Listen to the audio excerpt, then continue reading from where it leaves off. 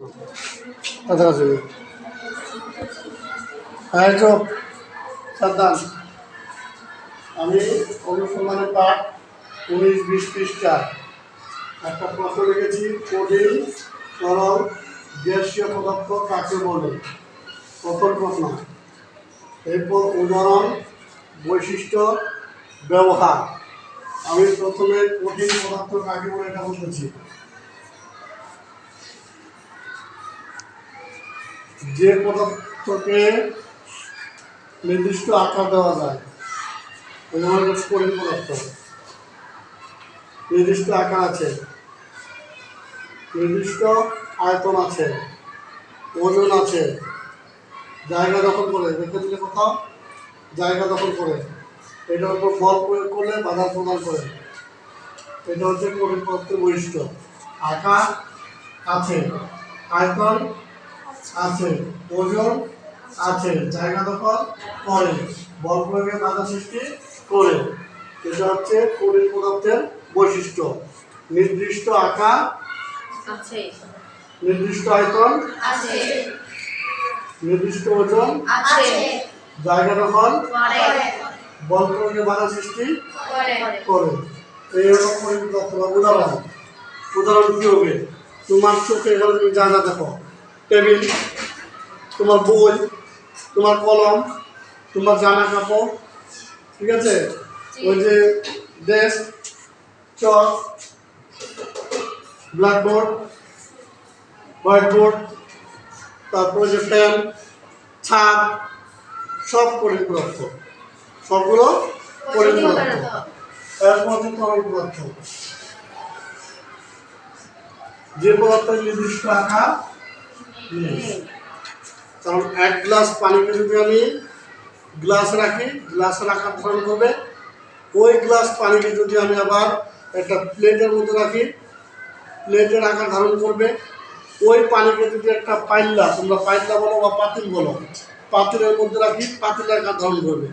ওই পানিকে যদি মেঝেতে ছড়াই দিই, এখানে আকার ধারণ করবে। অর্থাৎ তরল পদার্থের নির্দিষ্ট আকার নেই, কিন্তু আয়তন আছে, ওজন আছে, জায়গা দখল করে, বল প্রয়োগে বাধা সৃষ্টি করে। এগুলো হচ্ছে তার বৈশিষ্ট্য। তারপরে গ্যাসীয় পদার্থ। আচ্ছা, তরলের উদাহরণ দেয়। তরলের উদাহরণ কি হবে? তেল, পানি, দুধ, হবে না? আর কি হবে? মধু। এগুলো হচ্ছে তরল পদার্থ, বলে দেওয়া আছে না? এরপরে পদার্থের নাম হচ্ছে গ্যাসীয় পদার্থ। এই যে এখানে যেটা আছে, আমরা বেশি হাবি জাবি খাইলে যেটা বাইর হয়, সেটার নাম গ্যাসীয় পদার্থ। বাইর হয় না?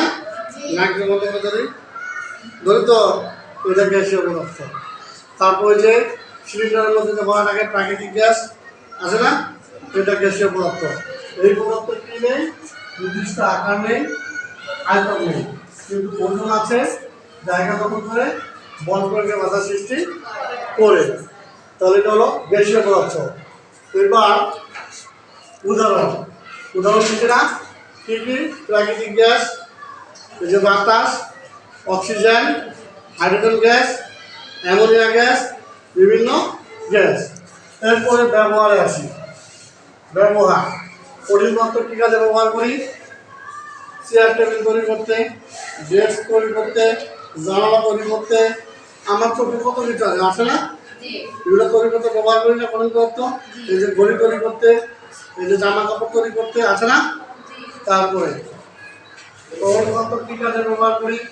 তেল জ্বালানি হিসাবে ব্যবহার করি, গ্যাস জ্বালানি হিসাবে ব্যবহার করি, পানি খাবার কাজে ব্যবহার করি, গোসল করার কাজে ব্যবহার করি, করি না? এবার গ্যাস, গ্যাস কী কাজে ব্যবহার করি?